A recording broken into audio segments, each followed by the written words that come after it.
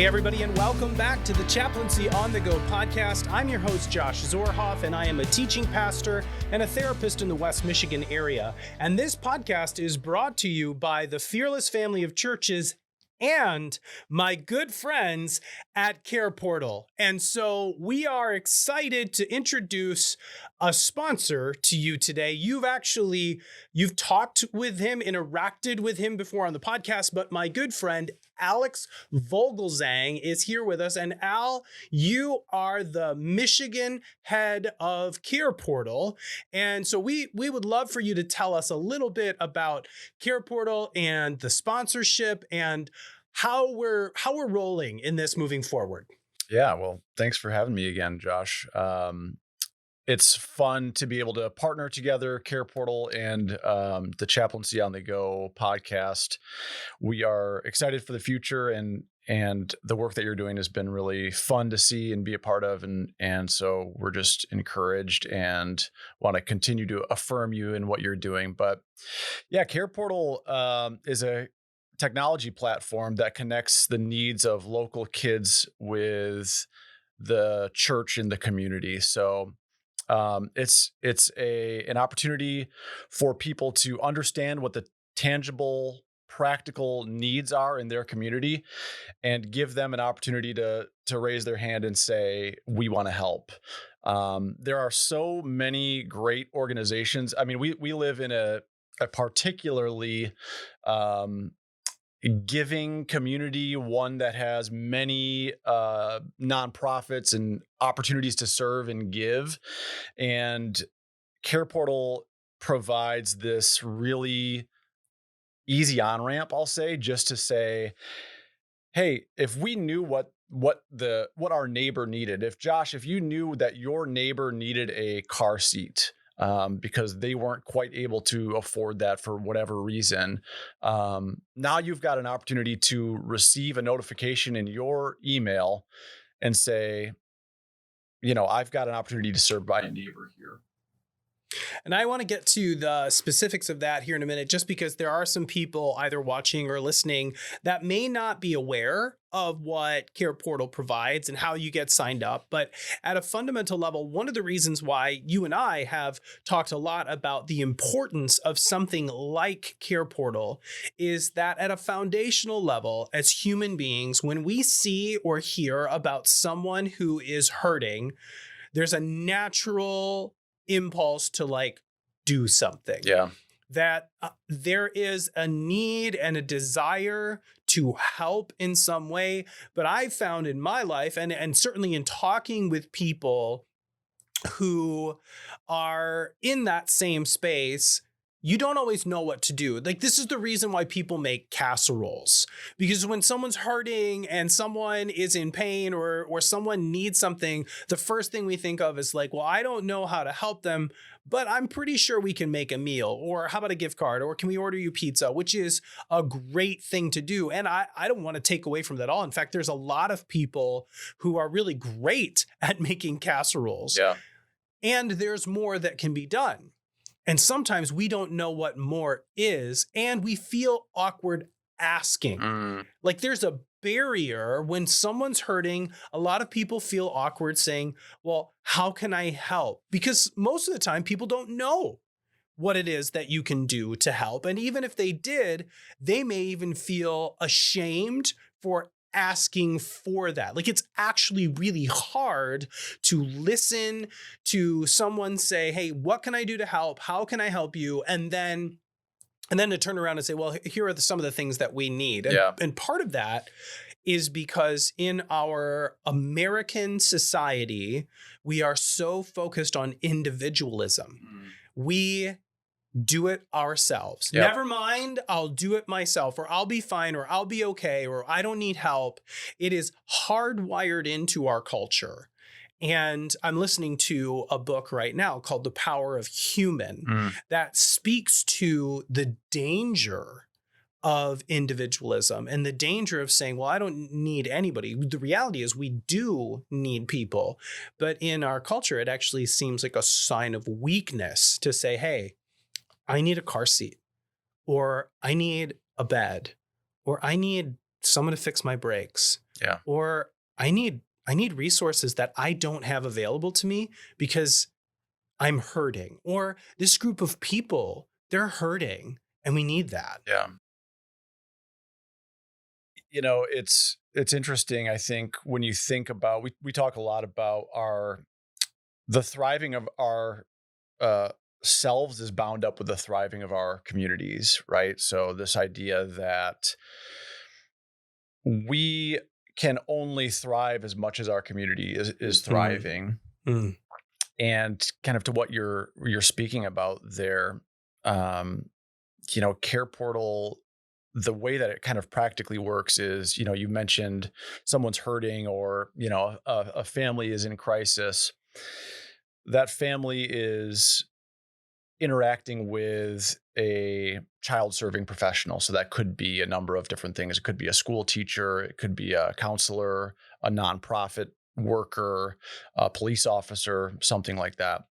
That child serving professional now has the opportunity to enter that very specific tangible thing into the Care Portal platform. Then that need gets dispersed to all the local churches, individuals, businesses that are enrolled in Care Portal, so they can see that the need exists. Now they have an opportunity to say, we can step in here. And the local church is always going to be kept at the point of connection with that family, because here's the beautiful thing about what you were talking about. Once a tangible need has been identified, once a thing has been identified, we need a bed, we need a car seat, whatever it might be, that's an entry point into relationship with that family. Right. And the ultimate goal of Care Portal is to make those connections between the local church and families in the community and continue that relationship. Right. Not just provide, we're not an Amazon for, people in crisis. That's not what it is. It's an opportunity to provide an item as an entry point into relationship with these folks going forward. And there are a lot of beautiful examples of that happening. And in West Michigan here, we've got a great network that continues to grow, and we're seeing people and churches and businesses say, we want to help. I love that. And I love how practical it is. And it makes so much sense. Like, I don't know how many people listening know this. This was, when I heard about this for the first time, this was mind-boggling to me, that if you have a child in West Michigan that does not have a bed, if you don't have a physical bed for each child, you as a parent, you could lose your child. You could lose your child, and the state could come in and rightly so. Like, I'm not railing on the state. I'm not railing on department. Like, it's important for children to have adequate space to sleep. And at the same time, I know in Allegan County, rent is up 80% this year than it was last year. And rooms are expensive, and housing is expensive, and beds are expensive. We just went to a mattress sale place to see if we could get a new mattress for our son.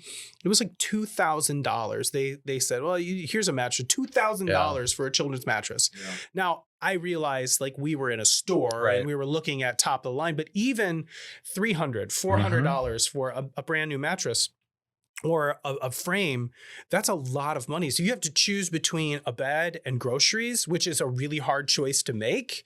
I mean, groceries just make more sense.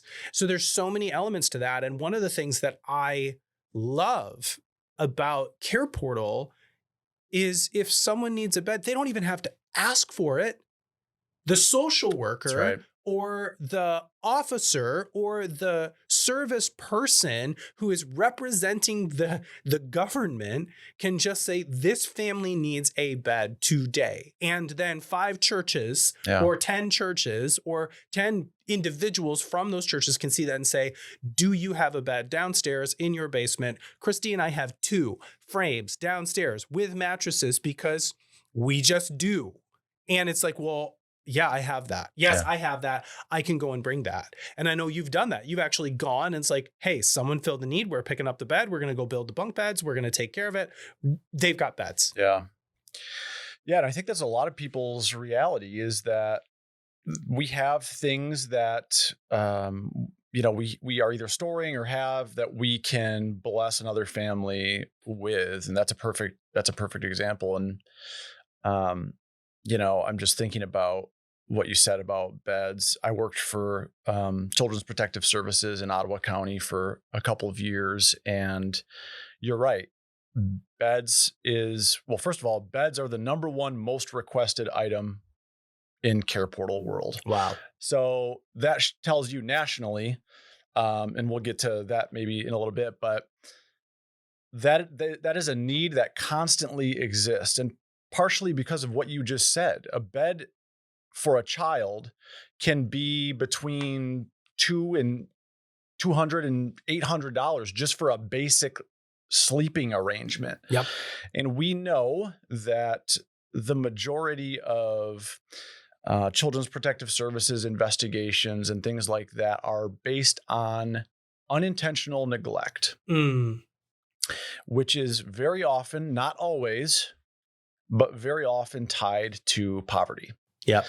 So now you're talking about a family who's struggling financially, is in danger of having their children removed or interacting with the child welfare system in that way, simply because they can't quite afford an $800 bed for their twin 8-year-old boys. Yeah. I use that as an example. That's a real thing that I worked through when I worked with the state. Wow. And to be able to, as a community, wrap around that need and just say, well, the Zorhoffs have 2 bed frames in their basement right now. Right. Let's make that happen. No brainer. It's a no brainer because we can keep that family together, and you want to talk about mental health, we can eliminate future childhood trauma. Yep. From that child being removed from his family or going into care or whatever it might be, just by providing a bed. And I get fired up about it because it's like, oh, the opportunity is right there. And it makes so much sense. It makes so much sense. Right. I think that's the piece for those listening. When Al and I started talking about Care Portal and sponsoring the chaplaincy, we just worked through, why does that make sense? And it makes sense because what Care Portal's doing is directly related to emotional health and mental health in the community at large. You said it. It's not just the incident of a child not having a bed, which that can cause a lot of stress for a family. That can cause a lot of stress for a parent. It's the dynamics of working through the realities of poverty and income. And I forget what it was over 15 years ago. And I'm sure that it is more now, but over 66% or 65% of people living in Michigan were one paycheck away from losing their homes. Wow. One paycheck away from losing their homes. And we live, at least in West Michigan, we live in one of the most entrepreneurial, philanthropic, financially savvy kind of areas. Yeah. And still within a 30-mile radius, we've got people who are literally a paycheck away from not having a house. Yeah. And groceries are double. I've talked about that on the podcast. Like canned goods are double or triple in some cases. And that has an impact on the emotional well-being of a family because the finances control that, the stability controls that. All of that ties in. And then you throw onto it parents who love their children, want to do the best for them. They're doing the best that they can. They're working really hard and it's not enough. And then all of a sudden it's thrown into this tailspin of like, well, you're not taking care of your child. Yeah. Well, I'm trying to. Yeah. And then on top of it, schools feel the burden of that. My wife's a first grade teacher. And so there's a whole piece of like the connection between a child feeling safe and a child feeling loved, and then like learning, and they have to get to a certain academic point. They have to get to a certain level of reading by the 3rd grade. Otherwise, the trajectory of their educational career is pretty much like tainted. Wow. And so if you don't get to that level because you've got this going on at home, or you're in and out of foster care, or you've got this, and all of it is tied to these basic needs that can be provided. If you don't have that, well, then you're probably not going to graduate in the typical way. You're probably not going to get the same kind of job opportunity. You're going to repeat this cycle of poverty. And on top of it, mental health and poverty go hand in hand. Yeah. That if you are in fact living under the threshold and you're living under that stress, there are certain components of emotional health that you don't have access to, whether that's therapy or just traditional safety. Because therapy, one of the reasons why I do what I do, and one of the reasons for this podcast, is therapy is prohibitively expensive. It's expensive I see a counselor. I know you see a counselor. It's not cheap to see a counselor. And so when you couple all of that, there are so many dynamics at play that work against a child or a family's emotional health. And it seems crazy to me, or silly in some ways, to say a bed request on a technology platform can actually contribute to the mental well-being of a family and society at large. But that's the way it is. Right. Yeah, it does. I think I'm going to mess it up, so I'm going to ask you to talk about the Wilberforce quote. But before you do that, I'm just thinking it's not always clear. The child welfare is kind of a tricky thing. The Department of Health and Human Services does a terrific job managing those cases, and there's always going to be a need for them. There will always be a need to protect children in that way. Always. But there is this I think there's this idea that families involved in child welfare or parents involved in child welfare are not great parents. And that couldn't be further from the truth. Right. The majority of them are trying really hard. And what I love about Care Portal and what the way to make this connection between local churches and families, what I love about it is that it celebrates the parents, and it makes them the heroes of these stories, because they're the ones who are working hard.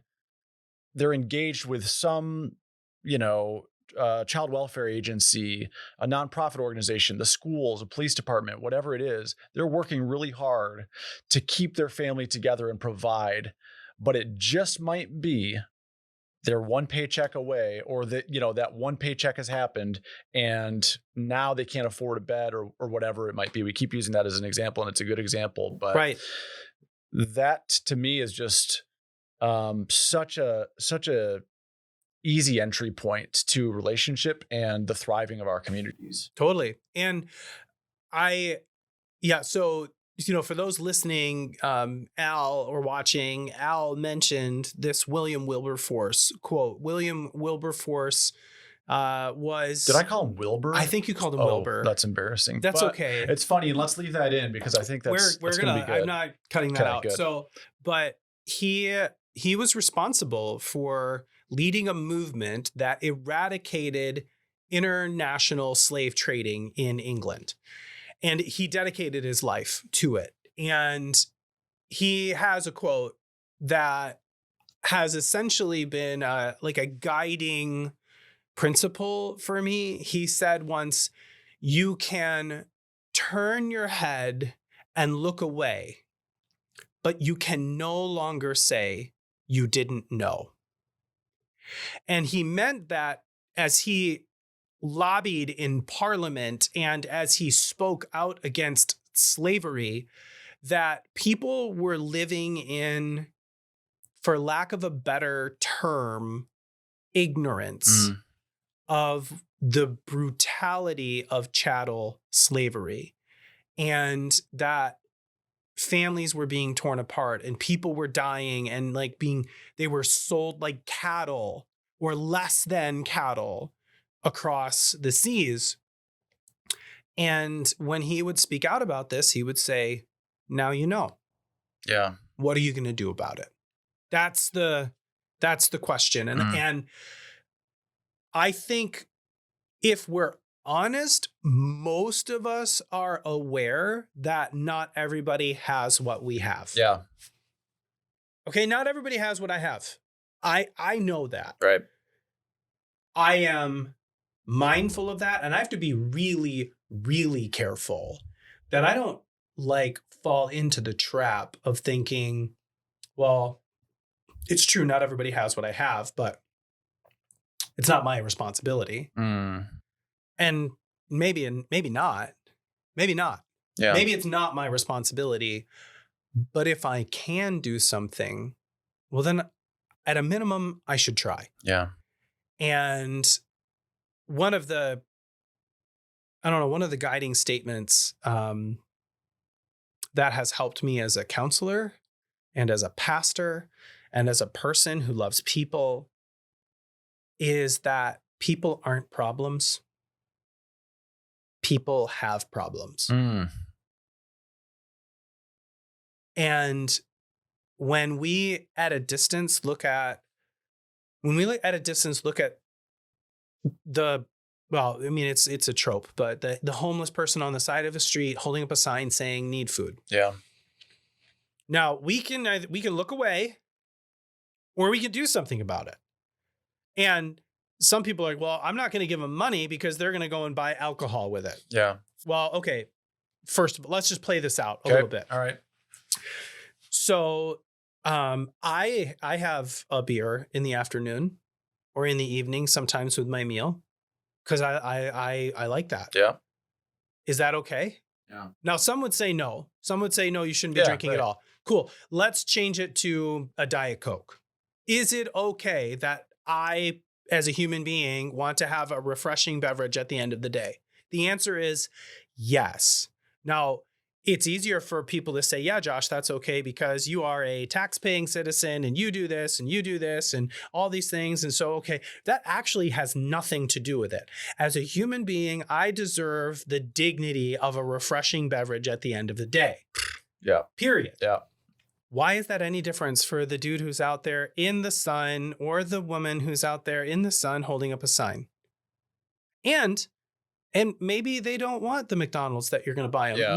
Maybe they want to go to Brands and have a steak because, let's be honest, that's better than McDonald's. Yeah. There's a dignity component to the human soul and the human being that if we're not careful, we will lose because we see a person as a problem and not a person who has a problem.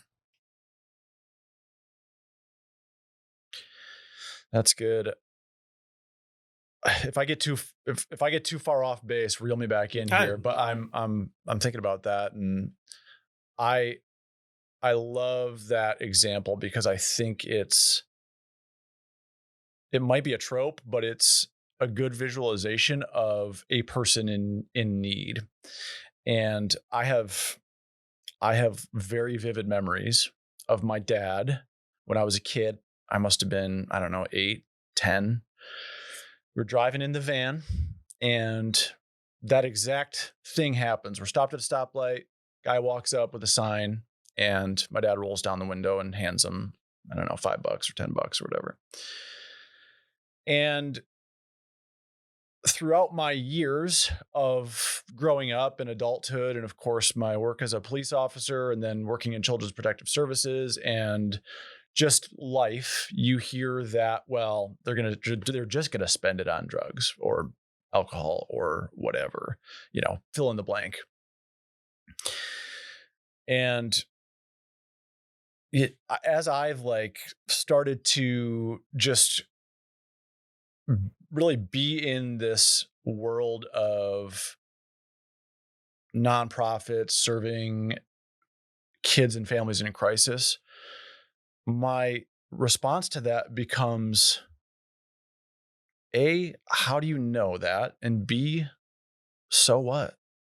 I'm not certainly trying to say, oh, well, that's appropriate. That's an appropriate use, but you cannot control that. No.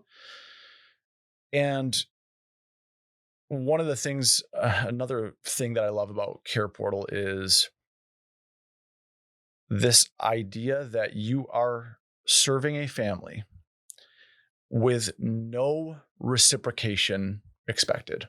Right.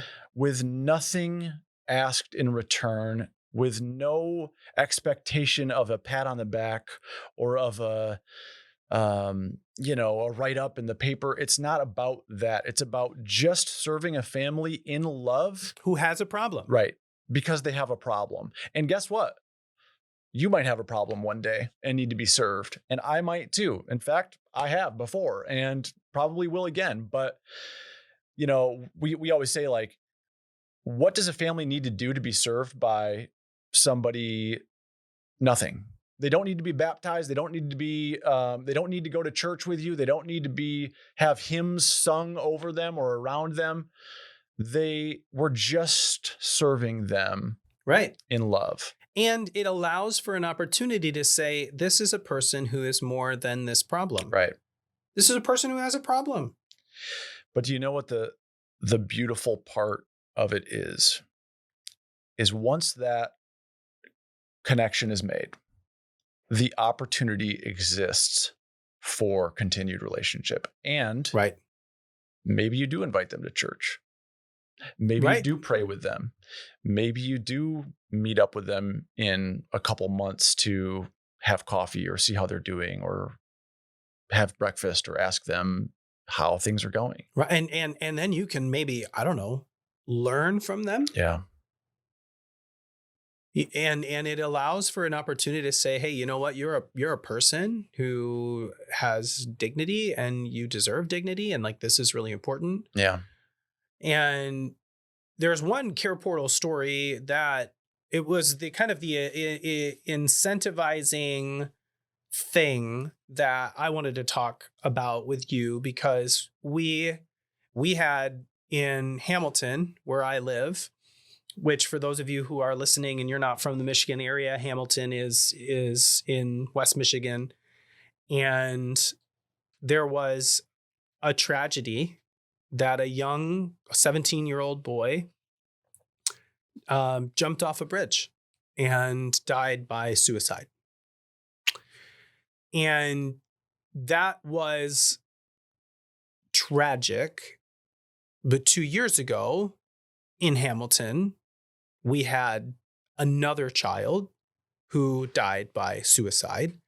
And last year in Zeeland, which is not even 10 minutes away, another child. And so for me as a person who pays attention to emotional health and things like this, that's super alarming that you would have in 3 years, 3 of these incidents. And that's just in 2 districts. There were other issues in Fenville and there were other issues in West Ottawa. And so there's this, what seems to be this crisis of emotional health. And the school was reeling.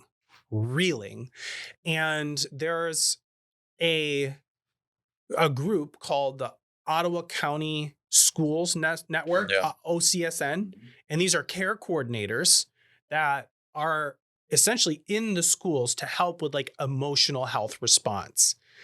And you take it from there, because something really beautiful happened through Care Portal because of that incident. Yeah. It's a reminder that out of tragedy, there can be moments of galvanizing of a community or beauty. But yeah, that in response to that event, the OCSN worker in Hamilton in the high school entered a request into Care Portal. And the request was kind of a large dollar amount. It was $3,000. But it was for ensuring that counseling and mental health services were available for the kids in the high school. So anyone who has been through that, where you've lost a classmate while you were going to school, or if your kids have, or if you know somebody who experienced that, what they will tell you is the profound impact that had, not just on them, but on the school community as a whole. Right. When I was young, we lost a classmate, and I have very vivid memories of having pastors and counselors outside at recess and just sitting around being like, what do we even do? Right. How do you even move forward? As kids, especially, right, you're asking that question. Well, this request was entered into Care Portal, and like I said, it was for $3,000, and I saw it the afternoon it was put in, and finished up my work day, shut the computer down for the evening,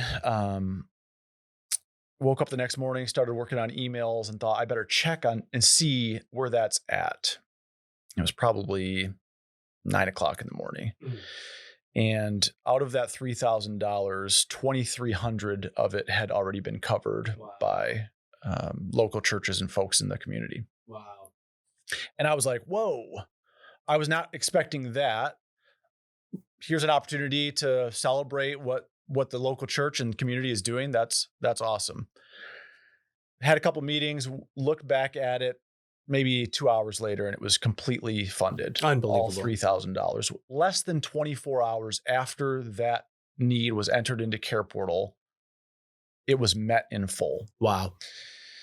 And what that does now is makes sure if you've got a student, if you've got a child in the Hamilton School District at Hamilton High School, you've got mental health professionals there serving in that capacity, partially because of that need that was entered into Care Portal and the response by the local church and community. That's amazing. And I'll tell you, for those listening or those watching, when a child dies by suicide, it has a profound impact on the school community. And it also impacts individuals who are struggling with depression themselves because someone's done it. Wow. And the idea is now, it's like Inception. It's now there and it can't be taken away. And so that can be really, really scary for parents. That can be really scary for kids and teachers. And what I love about this story, and what I love about how Care Portal provided this opportunity, is that churches and community members were able to lean in.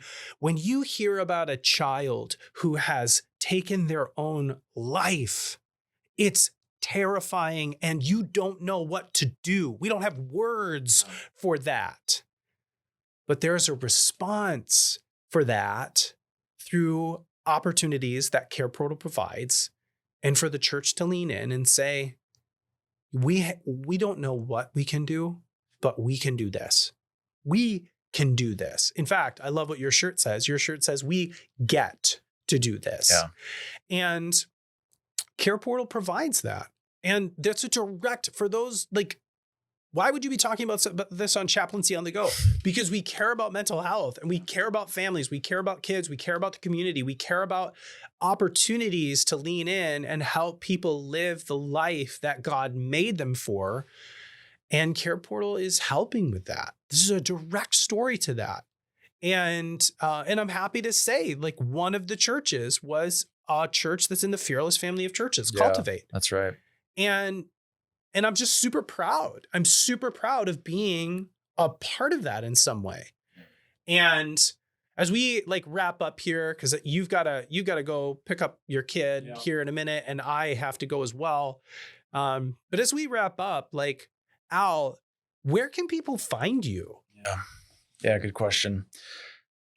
If you've never heard of Care Portal before, you can go to www.careportal.org, and there's a lot of good information there. You can also share my email information, contact information, Josh, in the notes here. But here's what I would say to folks who are like, oh, this is a no-brainer for me. I want to get involved. How do I do it?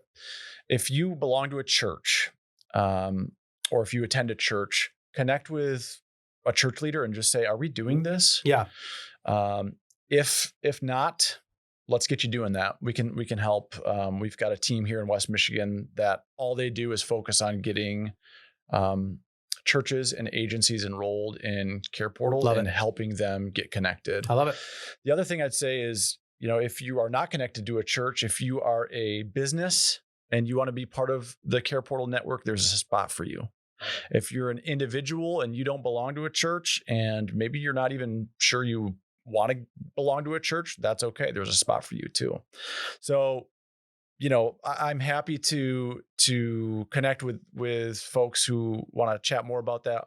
Otherwise, you can visit our website, and you can kind of choose which category you fall into and see kind of what your next step is. That's amazing. We will have all the information in the podcast notes and ways for you to connect with Al. And you'll hear from Al more and more. We still have to have a session about empathy. We're going to do that coming up. And we will also continue to lean in to ways that we can engage and ways that we can help the people around us who have problems. And that's going to be a part of this whole journey together. And so, Al, I'm just super thankful for you. If this has been helpful in any way, feel free to reach out to us. You know what we'd love? We would love for you to leave a comment on iTunes, or, follow us on Spotify, follow the podcast, give us 5 stars. That's super helpful. We would just appreciate that a lot. And if you'd love for us to come in and talk about emotional health in some way, or maybe connect with Al, send us an email to chaplaincy@fearlessfollower.org and share this podcast with a friend who may have a bed in their basement and need a place to put it. And we would love to make that connection as well. So that's all we have for now. We'll talk with you next time.